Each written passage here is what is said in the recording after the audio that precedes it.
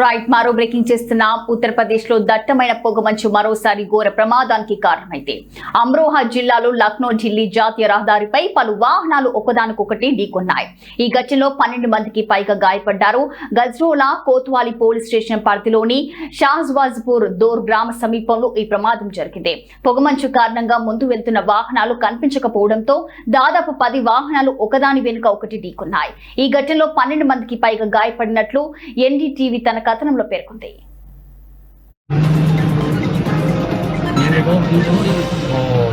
CNG वाली है ना।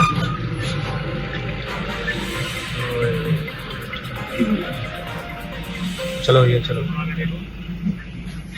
पूरी रोड.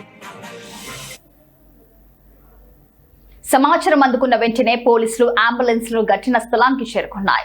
గాయపడిన వారిని సమీపంలోని ఆసుపత్రికి తరలించి చికిత్స అందిస్తున్నారు. ఈ ప్రమాదంతో హైవేపై భారీగా ట్రాఫిక్ స్తంభించిపోయి వాహనదారులు తీవ్ర ఇబ్బందులు పడ్డారు.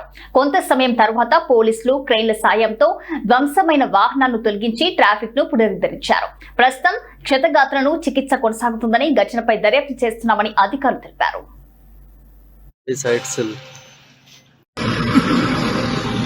हैंड में पकड़ी जा घूम कर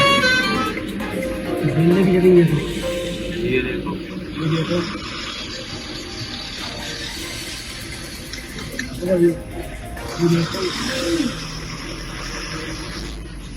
ये देखो और देखो बनाते हो वीडियो. ये देखो ये तो सीएनजी वाली है ना.